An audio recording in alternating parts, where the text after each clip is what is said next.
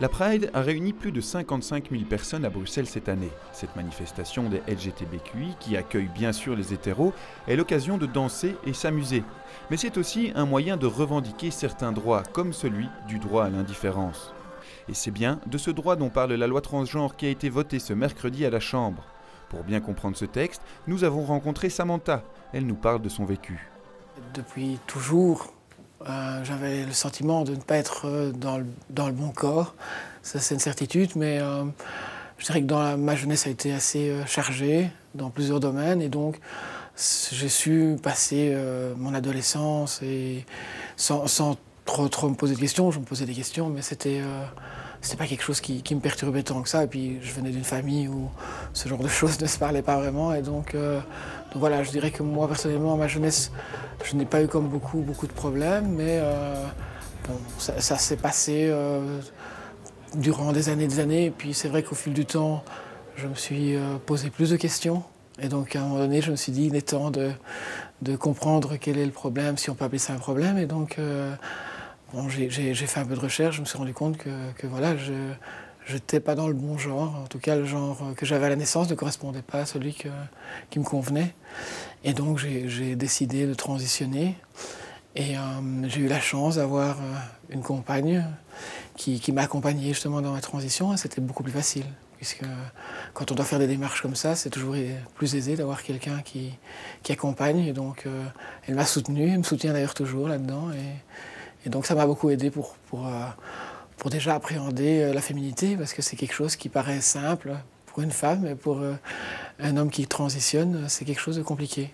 Se sentir bien dans sa peau est déjà suffisamment compliqué comme cela. Pas besoin que l'administration belge vienne complexifier ce grand changement. La loi transgenre a cette vocation. C'est jamais un choix, évidemment, au départ, de constater qu'on n'est pas dans le bon corps. Et donc, n'ajoutons pas un poids supplémentaire, un poids législatif supplémentaire pour les personnes qui doivent se construire comme toute personne se construit. Et donc, ceci va contribuer à faciliter grandement les choses.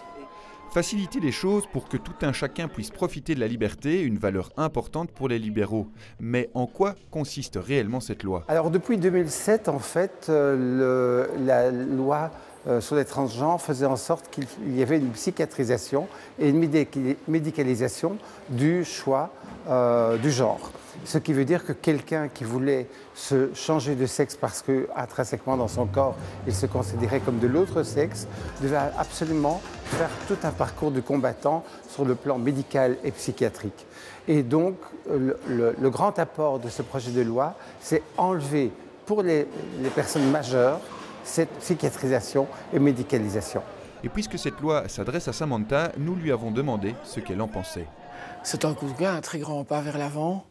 Je pense comme toute loi, on ne sait jamais avoir tout qui est repris dans la loi, mais en tout cas, c'est une énorme facilité pour obtenir des documents. Alors, ça peut paraître banal d'avoir une carte d'identité, mais avoir une carte d'identité avec le prénom du genre qui nous correspond et la lettre surtout sur la carte d'identité est très importante. Un grand nombre de personnes transgenres ont une vie classique, sont invisibles.